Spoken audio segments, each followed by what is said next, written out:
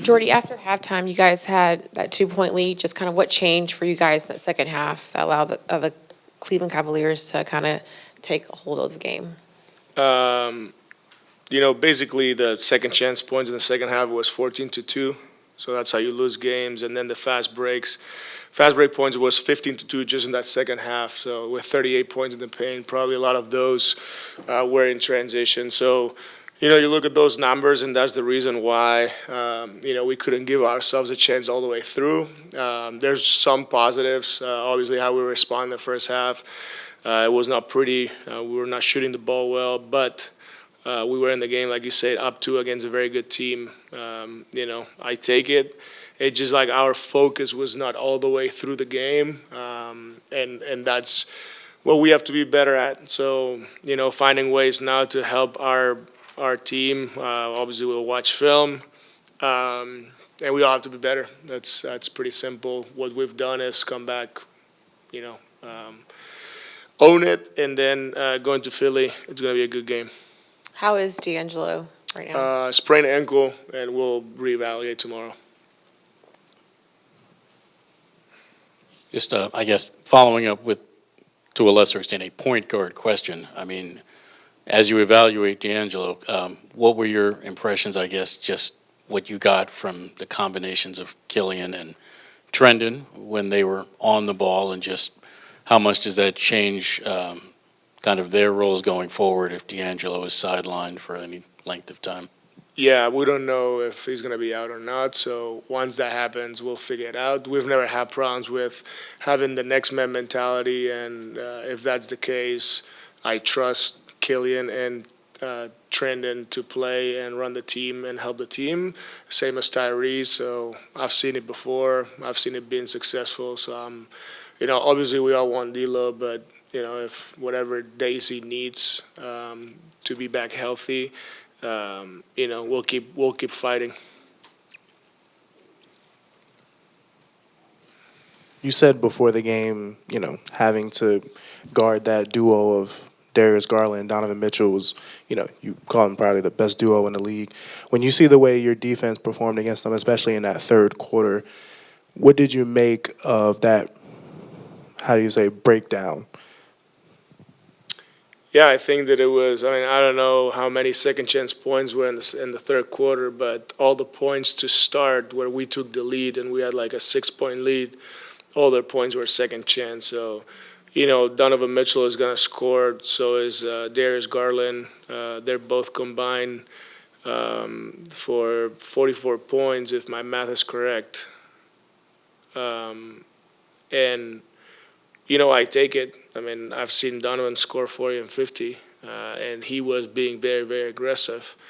But it cannot happen that, like that fight on the boards as 1 through 5 is not just Nick and Daron. It has to be everybody.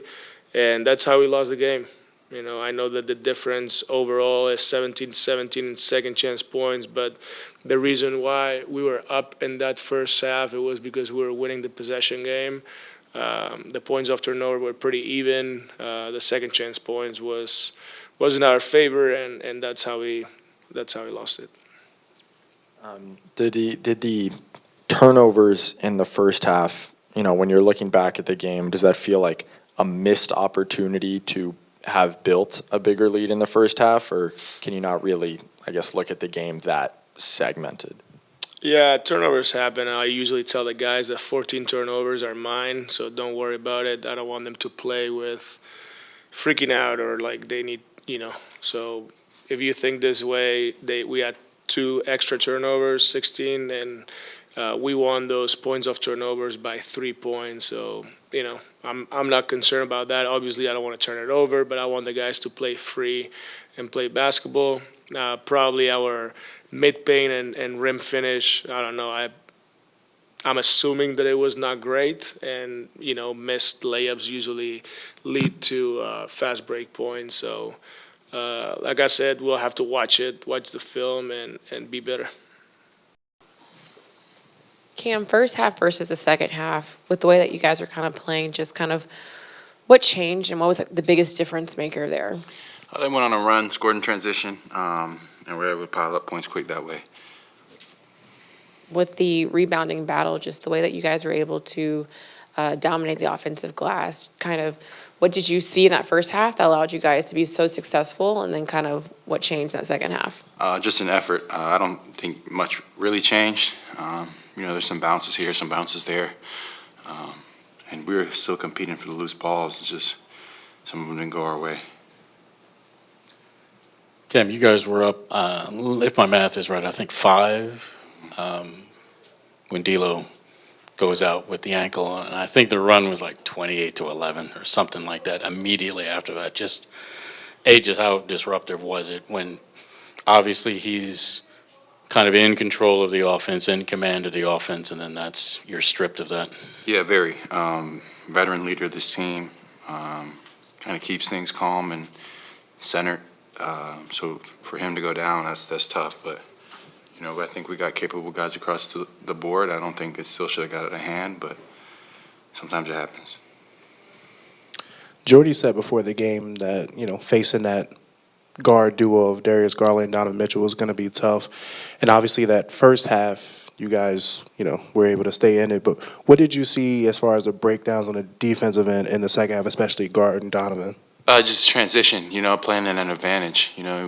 When we showed shifts and were able to kind of slow him down, it was effective.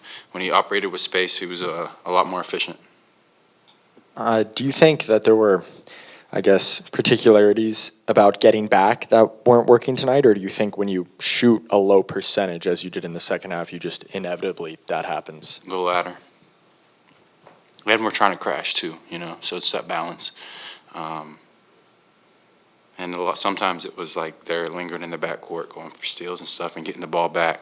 So those were some big possessions throughout the game. So, a lot to clean up. I think we had a lot of effort today. We just got to be able to execute at a high level for 48. Yeah, still looked really good defensively for extended stretches today against the NBA's best offense. But offensively, when you guys are Cam's out and you guys are lacking, that high-end, scoring, what are some of the things you feel that you guys can do better to, have a more consistent scoring punch on the offensive end? Pace and ball movement.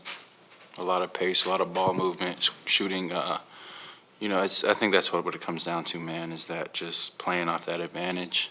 I think a lot of the times, we're playing against a set defense, and that's not very advantageous.